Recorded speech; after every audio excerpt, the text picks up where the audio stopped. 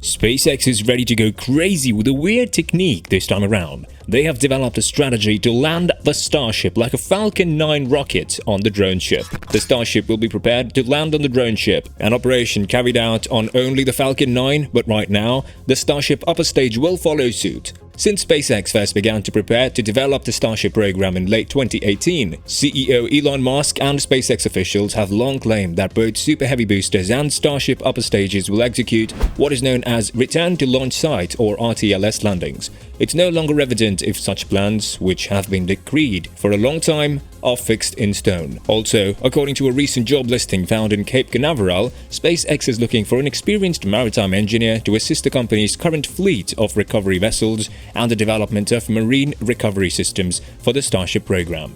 There are now various job positions available at SpaceX to work on maritime assets. Many of these openings are centered on developing systems to attain drone ship autonomy. You're eligible to apply to work at SpaceX if you possess extensive expertise and qualified as a hands-on marine engineer capable of providing solutions to major maritime problems.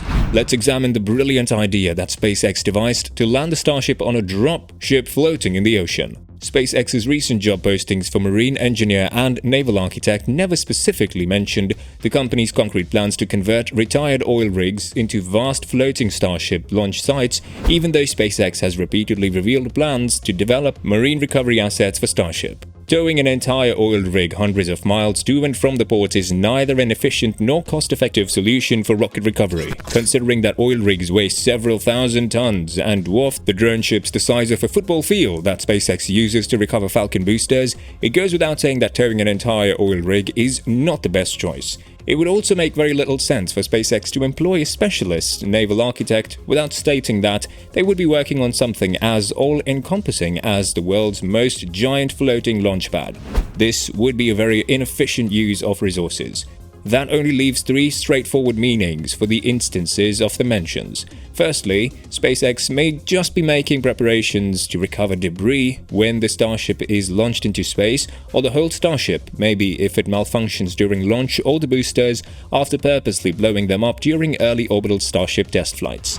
Secondly, SpaceX likely plans to dismantle an oil rig or two to utilize the rigs as landing platforms that are meant to be submerged in the ocean.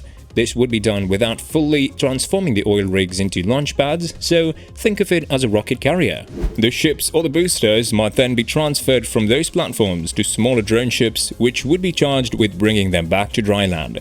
The third reason, which is also the most risk, is that SpaceX is exploring the potential advantages of landing super heavy rockets at sea. The recovery and reuse of orbital-class rocket boosters have been slow but improved and mastered by SpaceX through the launch of their Falcon rockets. 24 of these occurrences have happened back on land, all were successful. Rather than coasting 500 to 1,000 kilometers downrange after stage separation and landing on a drone ship at sea, the boosters would turn around, void out their substantial velocities, and speed up themselves a few hundred kilometers back to the Florida or California coast, where they finally touch down on basic concrete pads. This method would be initiated to avoid the need for a landing on a drone ship at sea, because landing and recovering giant starships on the sea would be inherently complex, risky, time-consuming and expensive. SpaceX has always maintained that Starship will avoid maritime recovery, and hurrying to meet up recovery from the ocean and at the same time reusing the Starship will not be feasible, neither will it be cost-effective on the scale of multiple times per day or weekly, and it inevitably adds the cost of recovery, which might potentially be necessary for a rocket that SpaceX hopes to cost just a few $1,000,000 every launch eventually. However, as long as the cost of sea recovery is less than a few $1,000,000, there is always a chance that specific launch profiles could be significantly simplified and end up being cheaper. Suppose the alternative is a second dedicated launch to refuel one Starship partially. In that case, a sea landing may likely provide Starship the performance it needs to execute the same mission on a single launch, reducing the overall cost of launch services. The regular sea recovery of super heavy boosters would necessarily reduce the number of launches SpaceX needs to perform to fill up a Starship moon lander. This would be the case if a sea landing, similar to what was done with the Falcon 9, could increase Starship's payload to low Earth orbit by a third or more. As a result of the fact that SpaceX and NASA are aiming for Starship cargo missions to take place around 12 days apart from one another, recovering rockets at sea becomes an even more viable option. The Starship launch vehicle that Elon Musk, CEO of SpaceX, has unveiled may, in theory, be capable of launching anywhere from 150 to over 200 tons into low Earth orbit with complete reuse and RTLS booster recovery. It may matter less than it does with Falcon 9 and Falcon Heavy if the RTLS booster landing reduces payload to orbit by a third, a half, or even. There is so much performance available. Ultimately, only 100 tons to LEO could be more than enough to fulfill any real near-term performance needs. But until Starships and Super Heavy boosters are reusable enough to launch multiple times per week regularly, the marginal launch costs have been slashed to single-digit millions of dollars. It's hard to imagine SpaceX willingly leaving so much performance on the table by foregoing at-sea recovery for no relevant reasons. This is especially true given that at-sea recovery would require a lot more time and resources compared to recoveries on dry land. The benefits of RTLS for the launch around the Starship, including speed, cost savings, and simplicity, substantially preferable cargo to loss. Any orbital severe, lunar or Martian mission will require a quick reuse as a critical component. A lot of infrastructures will be required to build any thriving space industry, so SpaceX should only see the situation as a challenge that should be overcome at all costs. The key to all of this is sending big cargo frequently, so SpaceX has to work on the chopsticks until they can rely on them. There will be mistakes, much like with the Falcon 9 landings, but backing off shouldn't be an option. This implies that while it is likely to be significantly more efficient for reusable land boosters at sea, this strategy has one disadvantage. Landing and retrieving massive rocket boosters is very difficult, unsafe, time-consuming, and expensive. Suppose the alternative is a second dedicated launch to refuel one Starship partially.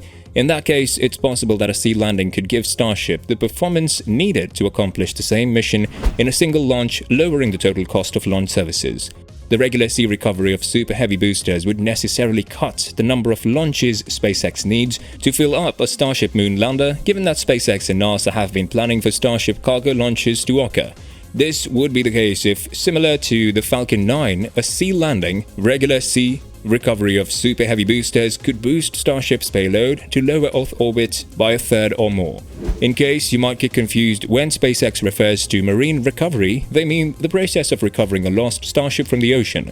It may not be wise to ditch a Starship heading for a sea platform if Raptor failure makes it impossible for the Starship to maintain a hovering posture for Mechazilla arms to grab it. We need to start asking ourselves at this point whether or not SN8, SN9, and SN10 may have been able to live if they had crashed into the Gulf of Mexico rather than on land. Another issue is what happens if a problem with Mechazilla on a sea platform occurs, with 3, 4, or more Starships all heading for it? It might be too late to redirect them elsewhere, so ditching them in the sea close to the platform might make sense, especially if a crew is on board. And again, one of the goals of the first orbital Starship test will involve verifying that a Starship can survive a controlled ditch at sea the way Falcon 9 boosters do. Enabling such a system would make the use of Starship for passenger city-to-city flights around all the world's continents safe, perhaps even safer than jet flights. Do you believe SpaceX's efforts to recover the Starship from the ocean will be successful? Did you know SpaceX has also revealed the master plan to catch Super Heavy on first launch attempt? Click on this video to know more.